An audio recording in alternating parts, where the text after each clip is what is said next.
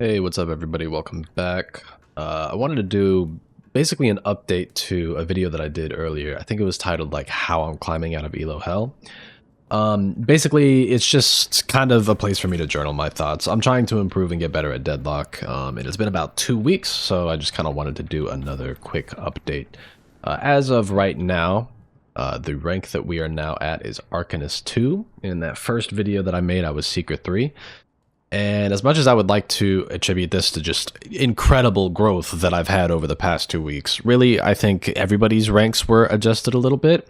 Some people said that it was because of the wave of players coming in, and I think that's like kind of true. I think with all of the new people coming in to explore the patch, they needed to create a little bit of space down here for them to have more accurate matches against one another.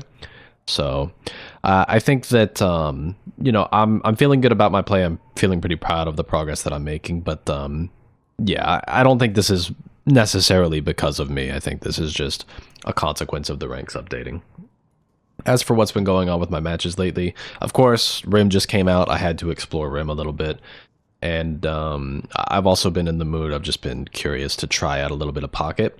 Pocket has been a character that's been on my radar for a long time. He's always been very cool. I'm very interested in their play style and their kit, but they've always been very demanding execution wise, and I just haven't had the mechanics to really pilot them well.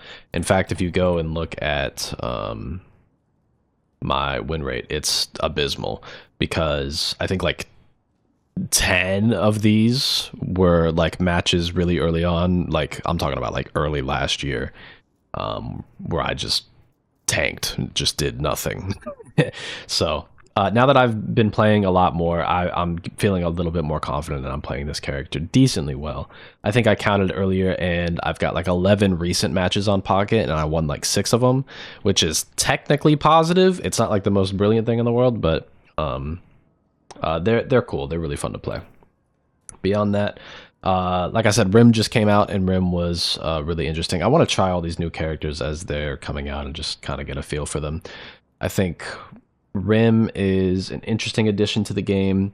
I was kind of talking to my buddy about it because we're trying to figure out like what the good things with Rim are.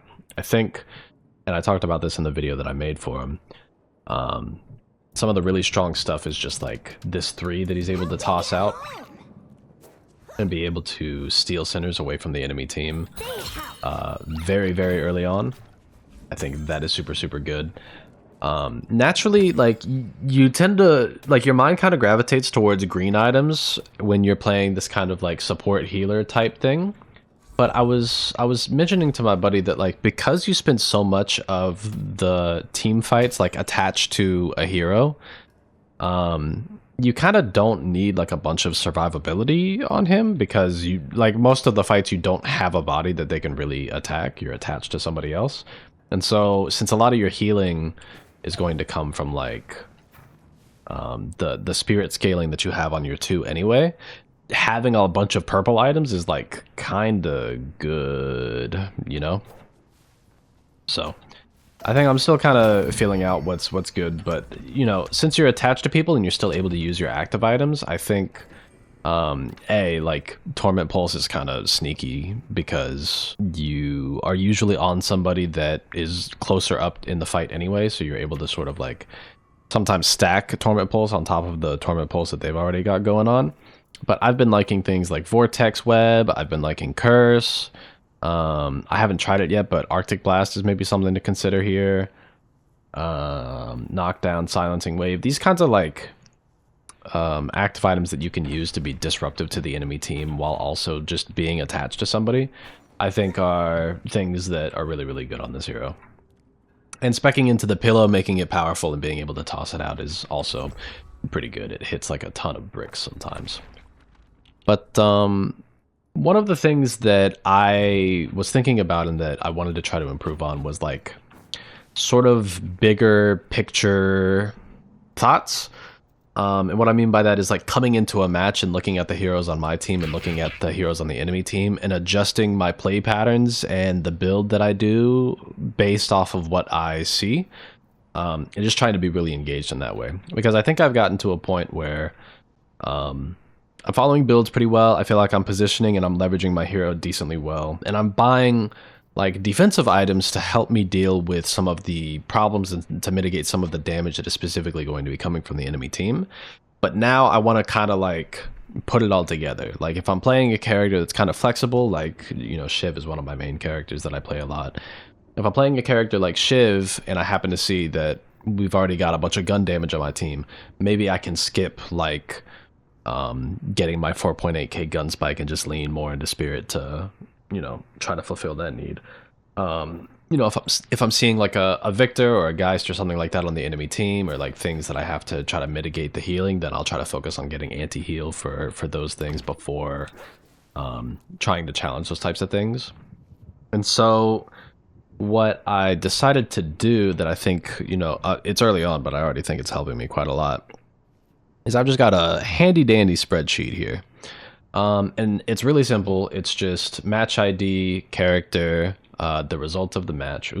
The result of the match, early game thoughts, basically like when I'm in the laning phase, like what was it that I was thinking about? What was I considering? Not just in my lane specifically, but again, like kind of looking at my team, looking at the enemy team, and trying to plan out a bigger picture and like a roadmap for the game.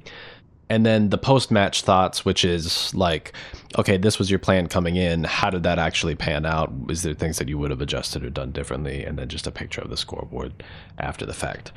The point of this is less so to like have a log of stuff that I can look back on. I mean, that's kind of a secondary effect of doing this. The real benefit, I think, is just, A, because I have to try to input what I was thinking early game into this sheet after the fact. It forces me to have a thought in the early game. Too often I kind of go on autopilot and I'm just buying my items in order, and I'm not like fully engaged with like what the lane is asking of me or what the game is going to look like. And then I'm trying to like make those kind of calls in the mid game where like really I could have set myself up better if I had those thoughts beforehand. So knowing that I have to fill this out after the fact forces me to be engaged in the beginning. And then coming back in here with the post-game thoughts, again, I think it just really helps to solidify anything that you've potentially learned, to like come in after the game and take like 5 minutes and just jot down like, you know, what went wrong, what could have gone better, stuff like that. Ironically, I played 4 matches just now. The second game was the only one that had a defeat in it, and my note is like Wraith and Shiv were lobsters who, you know, to their dismay, you know, with their big meaty claws, they're not able to hold a keyboard and mouse quite effectively, so we just kind of lost that game. But ideally, I would be able to fill this in with like things that I could have done better, regardless of like whether I won or lost the match. Like there's still something that you could have changed, something that you could be doing better, and just trying to keep that in mind as we continue to try to improve, I think is really, really important. So yeah, I just kind of want to do like a brief update every 2 weeks. You know, in the same way that having to fill out the spreadsheet after all of my games keeps me honest, keeps me engaged, keeps me, you know, thinking through the game deeply. Doing these kind of updates every 2 weeks also keeps me honest, keeps me focused, and keeps me trying new things and innovating to become a little bit better.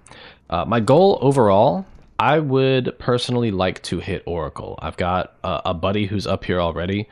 I didn't realize he had grinded all the way to Oracle. So now that I know that he is, I'm kind of pissed because I feel like we're roughly as good as one another in this game. So I wanna be in the big boy lobbies. So I'll probably try to duo with him a little bit more. Maybe if I'm duoing with him, we'll end up in like this emissary type rank, and then that might tug my MMR along. But we shall see. We shall see. Anyway, thank you all very much for watching, and I'll see you in the next one.